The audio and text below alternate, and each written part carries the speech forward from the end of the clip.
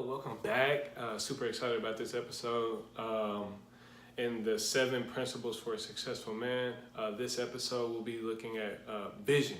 And I'm a huge visionary. I believe in that every man should have a vision and that we should be walking out that vision for our lives. And so, definitely in this episode, we'll be looking at vision and how that helps a man become successful. Prior to this, we looked at commitment and we looked at discipline and faith, and all of those play a part in helping men become successful.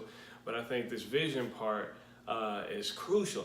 And so I can remember when just in sports, I use a lot of sports analogies. Our coaches would have us visualize ourselves making a play. Visualize yourself scoring a touchdown. Visualize yourself making the tackle. Visualize yourself what you would do if this person runs a slant, or what are you going to do if the quarterback goes on a 3-step, or what are you going to do if he hands it off, different things like that. And he would have us doing that on an hour-long basis and making sure that we see ourselves so that, the belief is that once you get it into your mind, then when you see it in a game, you already know what you're going to do. You don't have to think about it. And so vision helps you helps you see the situation before it even arises. And so I definitely think that it has a little bit of application to what we do when we're trying to become successful, whether it's as a husband, or if it is as just a leader on your job or in the business world. A lot of men I know are extremely career focused, which is great. And that has a lot of application to being a visionary. Visionaries can see their business succeeding even in hard times. Visionaries can see their level of influence rising over time. Whatever your goal might be, whether it's to provide people with jobs so that they can provide for their families and they can change their family tree, or if it's to, to be the best leader you can on your job, you have to have a vision for that area in your life. And so I like to encourage people to write down their vision and write it down in pencil, because given circumstances, visions can change.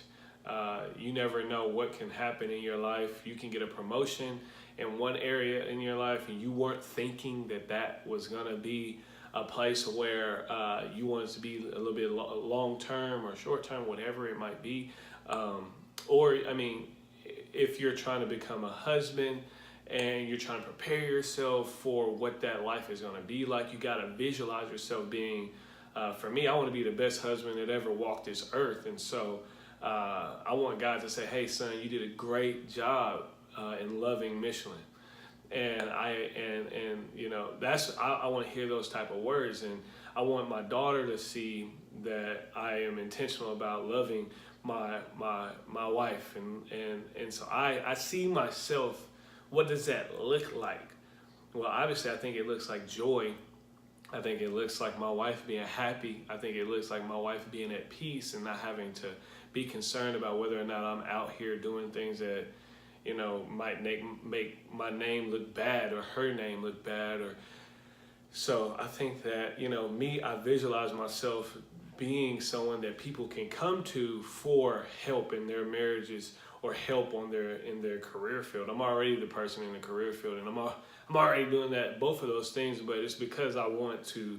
I visualize myself being that type of individual that can help people because I'm trying to go that route already. And I think about those things on a daily basis. I think about what a top tier husband looks like, or what a premier leader in the area of my work, what does that look like, and how can I build myself up to meet that level? And so I understand that it's probably a foreign practice to some people, but people who are involved in sports, they understand the concept of visualization. And so I definitely encourage you, I challenge you, if you're a male out there and you don't have a vision for your life, if you don't have a vision for your kids, you don't have a vision for your finances, you don't have a vision for your marriage or your relationships, I challenge you on that, because there won't be any real success outside of that vision because this is what's going to happen. If you don't have a vision for your life, somebody else is going to hire you to work out their vision for their life. And so you'll be riding somebody else's wave, making sure that they accomplish their vision. Like I tell a lot of my students where I work, it's like, hey, if you don't have a vision for your life and you walk out of here with this bachelor's and a 3.5 GPA, Walmart is going to hire you for $15 an hour and put you on a cash register and say, thank you for going to college. All right. Walmart has a vision for your life if you don't have a vision for your own. Walmart has a lot of great, management programs. They have a lot of good pipelines that people can get into that can help them progress through the ranks within corporate America. But if all you can see is yourself working at front end